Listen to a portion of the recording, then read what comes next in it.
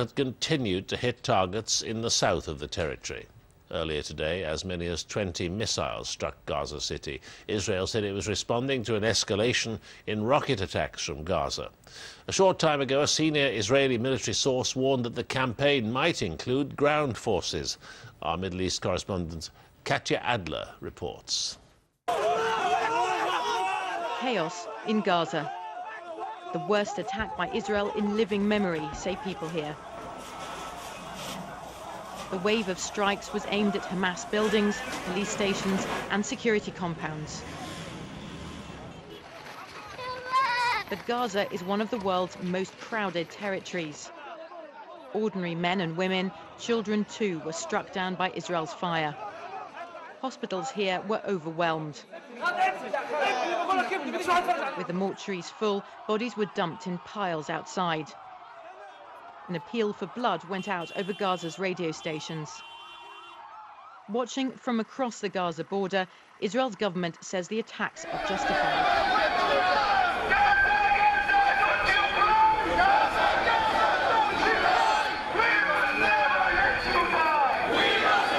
Anyone can equalize what the Palestinian faction do by their shells to defend our people by what the Israelis do. You see, in one strike, you have hundreds of killed people. There was a threatening of the people. There was hundreds of injuries. No way that anyone can believe that you can equalize what the shells do by the Israelis when the Palestinian faction defend our people, and what the Israeli do by hitting and strike the people and the Palestinian people in Gaza Strip. You can see in your picture that hundreds of killed people, less than 30 minutes. All these people were killed in less than 30 minutes by strikes by the Israeli, by the Israelis.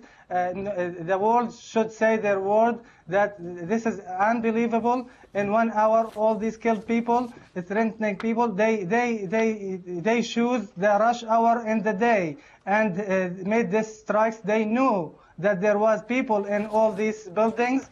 The people they targeted mostly from the security agencies members. What they did is just having security for their people. They didn't have any thing with the resistance in the Gaza Strip. Why did they hit them? They just want to destroy all the civil community in the Gaza Strip. Brothers and sisters in humanity,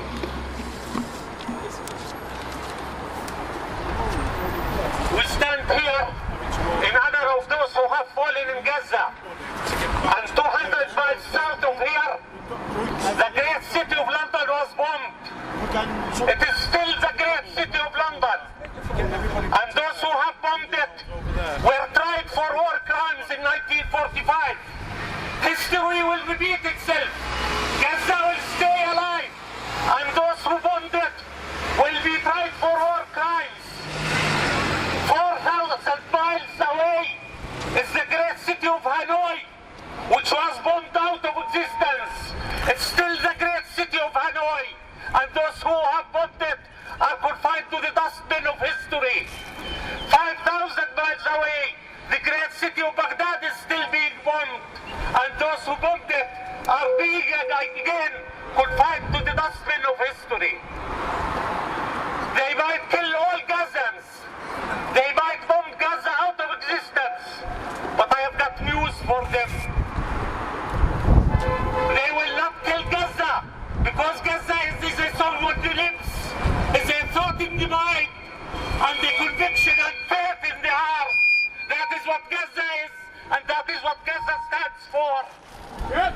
Free, free Palestine! Free, free Palestine! Free, free Palestine! Free, free Palestine! There is no honor, neither bravery in bombing Gaza by F-16s and Apache helicopters. Gaza doesn't have mountains. Gaza doesn't have caves. It's a flat place of 150 square kilometers. It's the most populated on earth. And they say that we are aiming at Hamas fighters. They killed 100 police officers in their graduation ceremony. Hardly a core of Hamas fighters, as they say. When a child show it. But when children are killed in Gaza, as you also on television, sorry, it's collateral damage. It's collateral damage. There are 3,000 Christians in Gaza being bombed in this minute. Gaza is not all Hamas, and it's not all Hamas fighters. And if they want a fair fight, let them fight Hamas in the fields. Man to man, man to man, rifle to rifle. It's hard. They bombed Gaza by F-16 and the matches. We call on all peace-loving people. We call on President Carter, President Mandela, Bishop Tutu, Taliban, anti-war coalition, all those people who fight for justice and fight for honor and equality in this world, to stand by Gazans. And Gaza will never die. The sun of freedom will rise again of the children of Gaza, of the children of Baghdad, and of the children who are being oppressed everywhere. And we have a dream that this sun will come soon, and we shall overcome. We shall overcome. We shall overcome. I ask you all to donate generously to Gaza and to the humanitarian charities that have been active in Gaza, because this is the only way that we can help here, and to voice loudly your opposition to the Zionist state and to Zionist crimes that are being committed now.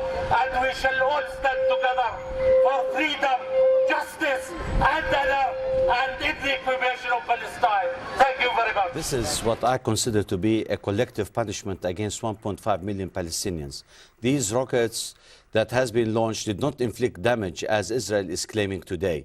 However, in one day, 205 Palestinians have been killed. This is a black page in our modern history, where, you know, we allow the Israelis to use excessive and brute force against innocent civilians at a time when kids were leaving from school to their homes. Is this justifiable, to kill indiscriminately innocent children and women and old people? What is the essence of this problem? Isn't it the blockade that has been imposed by Israel for more than 1 year? Is it the dire humanitarian conditions that the Palestinians have been suffering under for the last year?